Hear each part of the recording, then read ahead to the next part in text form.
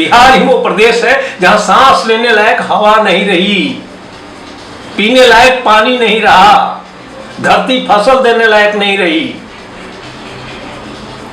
और लोग बात करने लायक नहीं रहे।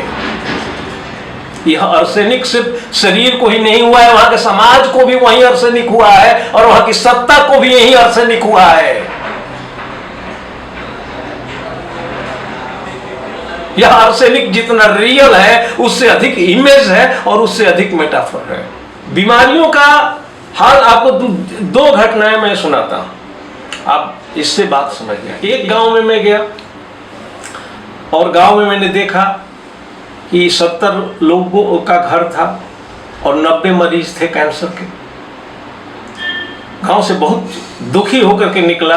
उस गांव का मुखिया मेरे पीछे दौड़ता आया, नीले जी। हाँ आया, मैं गांव में नहीं था तो जब पैर पकड़ लिया कि सर ये काम कीजिएगा, लिखिएगा मत, आप बड़े लेखक हैं, किसी अखबार में छपवा दीजिएगा, गांव के बेटियों की शादी नहीं होगी। कलेजा निकल गया। एक दरवाजे पर 3 लोगों के साथ बैठा हुआ था, एक लड़की सामने आ गई, बिल्कुल सूखी हुई और आकर के उसने कहा कि अंकल आपकी बात मुझे अच्छी लग रही है, मैं कब से दरवाजे के पीछे खड़ी होकर के सुन रही हूँ, आप मेरे पिताजी को समझा दीजिए कि वे चाचा से झगड़ा ना करें। अरे क्यों झगड़ा करते हैं? वे कहते हैं कि जहाँ मेरी शादी तय होती है चाचा जाकर काट देते हैं। मैंने कहा कि सच क्या है? उसकी आंखें बदली, चेहरे पर एक अजीब सा तेवर आया और दोनों हाथ अब मेरे सामने मेल करके कि मेरी शादी अर्सेनिक के साथ हो गई है सर, कौन मुझसे शादी करेगा? एक घर में गया, 60 से 70 के बीच की एक महिला थी। मैंने कहा कि माँ जी आपके लिए क्या करूं? और उसने कहा कि सचमुच अगर दिल से कुछ करना चाहते हैं ना तो मेरा गला दबा दीजिए। बहुएं मेरे घाव नहीं धोती, बेटा कहने पर भी दवा नहीं लाता और पति आकर के 24 घंटा ये कहते रहते हैं कि जो कर्म किया है वो पा रही हो। अगर सचमुच मेरा भला करना चाहते हो तो मेरा गला दबा दीजिए। केशवपुर की एक महिला ने कहा, बुआ जी 30 साल पहले मेरी शादी हुई थी तो बड़े धूमधाम के साथ और हल्ला करके हुई थी कि फलाना मिस्र के घर मेरी शादी हो रही है। इतना हाथी गया था, इतना घोड़ा गया था, इतना ऊंट गया था और आज स्थिति है कि जब मैं इस घर में आई तो 14 लोग थे और 90 बीघा खेत था। आज अर्सेनिक की बीमारी से मरते मरते 6 लोग बचे हैं और गंगा में कटते कटते 11 बीघा खेत बचा है जिसमें 2 छोटे छोटे बच्चे हैं। गाय 2 रखी हूँ, दिन भर घास कोड़ के ब्राह्मण होने के बाद भी खेत से घास ले आती हूँ, गाय को खिलाती हूँ, दूध बेचती हूँ, वही पक्का इनकम है। कि पूरे गंगा के तटवर्ती इलाके में कि सबसे पहले जो नष्ट होने वाला इलाका होगा वह बनारस के बाद और लगभग भागलपुर तक का इलाका है, यह सबसे पहले नष्ट होगा।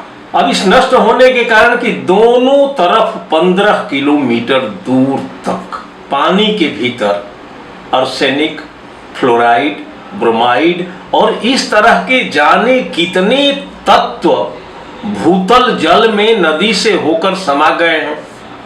अब ये पूछिए ये आए कहां से?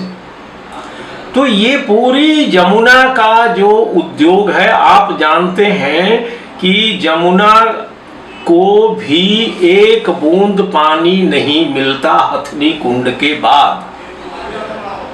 जमुना में भी सारा, यहाँ तो गंगा में 2% दे भी देते हैं, जमुना को तो एक बूंद जल नहीं मिलता हथनी कुंड से।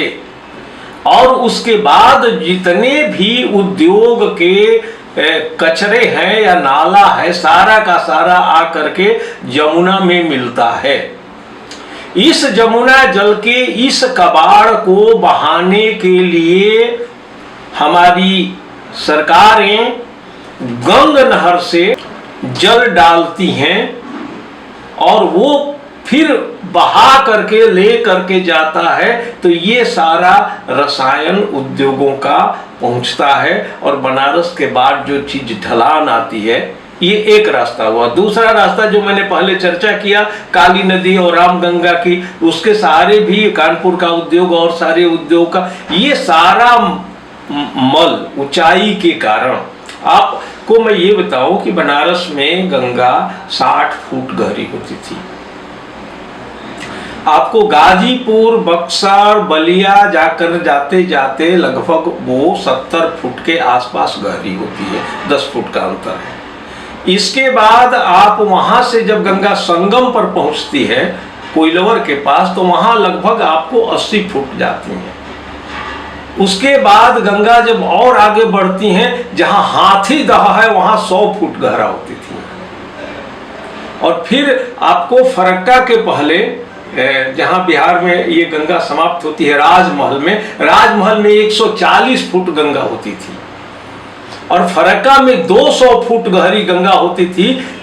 और इसी कारण उसको पाताल लोक कहा जाता था, वहीं से पाताल लोक की शुरुआत होती थी।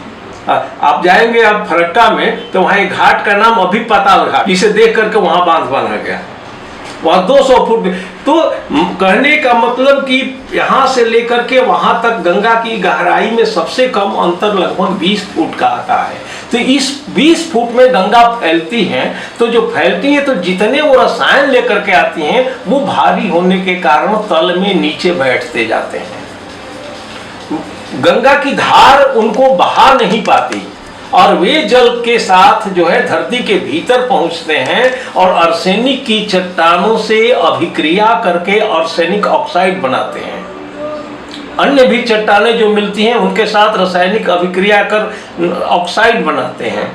ऑक्सीजन उनको उपलब्ध होता है ये से, जो चापा हैंड पंप लगाए गए हैं या जो बोरिंग लगाई गई, तो जब स्टार्ट करते हैं तो थोड़ा सा वहाँ ऑक्सीजन उस मात्रा में जाता है, तो वहाँ से कुछ ऑक्सीजन प्राप्त होता है, इधर से ये प्राप्त, और वो मिला करके आर्सेनिक ऑक्साइड बनाती है। चट्टानें भुरभुरी होकर के जल में हमेशा गिरती रहती हैं और वो जहर बनता है। और वो न सिर्फ मनुष्य के लिए बल्कि वहाँ के जानवरों के लिए, वहाँ की फसलों के लिए। आपके छपरा में मैं बैठा था, एक आदमी की खेती इतनी अच्छी हरी फसल, और कह करके ये नहीं लिया कि ये सब तो आर्सेनिक वाला।